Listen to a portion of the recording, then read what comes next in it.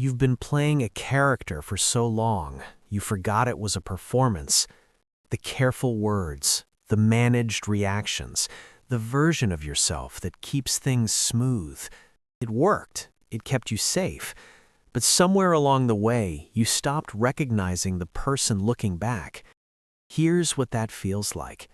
You're successful, functional, people would call you put together.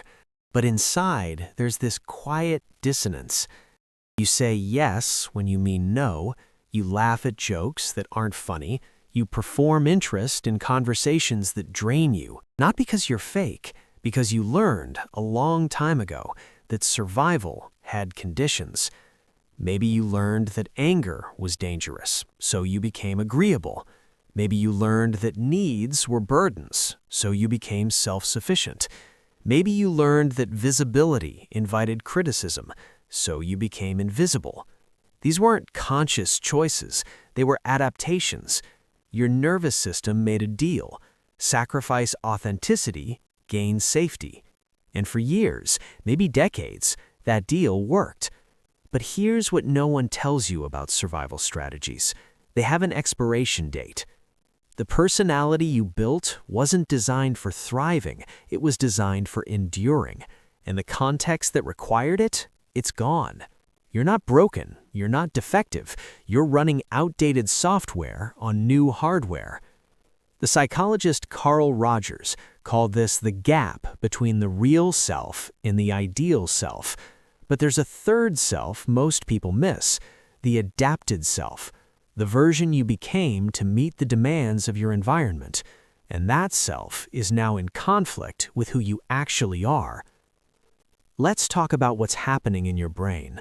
When you were young, your prefrontal cortex, the part responsible for complex decision-making, wasn't fully developed, but your amygdala, the fear center, was fully online. So when you encountered emotional threat, rejection, criticism, abandonment, your brain didn't analyze, it adapted. It created what psychologists call schemas, mental templates for how to behave. If I'm quiet, I'm safe. If I achieve, I'm worthy. If I don't need anything, I won't be disappointed. These schemas became automatic, unconscious, wired into your default mode network. And they worked. They got you through. But now, every time you operate from that adapted self, your brain sends a signal. Something's wrong. Not because you're doing something bad, but because there's a mismatch between your behavior and your authentic wiring. Psychologists call this cognitive dissonance. Your body calls it exhaustion. So how do you close the gap? Not by trying harder, not by positive thinking, by doing something quieter, more precise. Here are 5 principles rooted in psychology. 1. Name the adaptation. You can't change what you can't see. Start by identifying one pattern you run on autopilot. Not all of them, just one. Ask yourself, what did this behavior protect me from? Maybe people-pleasing protected you from anger. Maybe overworking protected you from feelings of inadequacy. This isn't about blame, it's about clarity. Neuroscience shows that simply labeling an emotional pattern reduces amygdala activation. Naming it takes the edge off. 2. Separate past context from present reality. Your brain doesn't automatically know the danger is gone.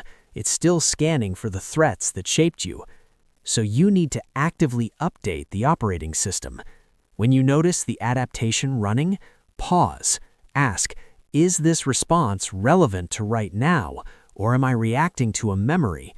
This is called temporal distancing in cognitive behavioral therapy. It creates space between stimulus and response, and in that space, choice becomes possible. 3. Experiment with micro-authenticity. You don't have to burn down your whole life. You just have to tell the truth in one small moment. Say no to one thing you'd normally agree to. Share one real feeling instead of managing the room. Let someone see you struggle instead of performing competence. What you're doing is retraining your nervous system. You're teaching it, I can be real and still be safe. Each micro-experiment builds what psychologists call self-concordance, alignment between your actions and your true values. 4. Tolerate the discomfort of being seen.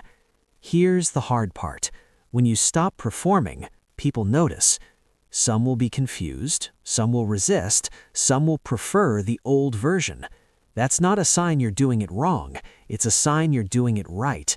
Your brain will scream, danger, go back, perform. Let it scream. This is what therapists call extinction learning. You're teaching your amygdala that the thing it fears, being your real self, doesn't actually lead to catastrophe. It just leads to truth. And truth, even when it's uncomfortable, is lighter than pretending. 5. Rebuild from essence, not from others' expectations. The final step isn't about adding more, it's about subtraction. Ask yourself, if no one was watching, how would I spend my time? What would I care about? How would I speak? These answers won't come quickly. You've spent years listening to external voices. But beneath the adapted self, there's a quiet signal. Psychologists call it intrinsic motivation. It's what you do because it feels true, not because it earns approval. Start following that signal, even in small ways. Here's the simple model to remember.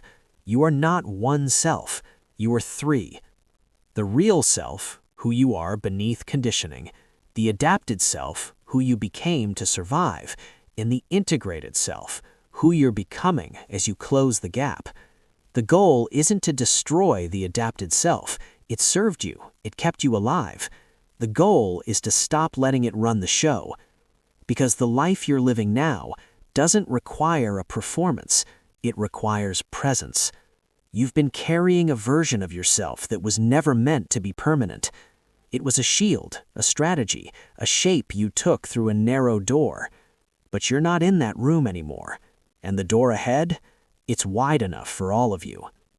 You don't have to announce it. You don't have to explain it. You just have to stop pretending.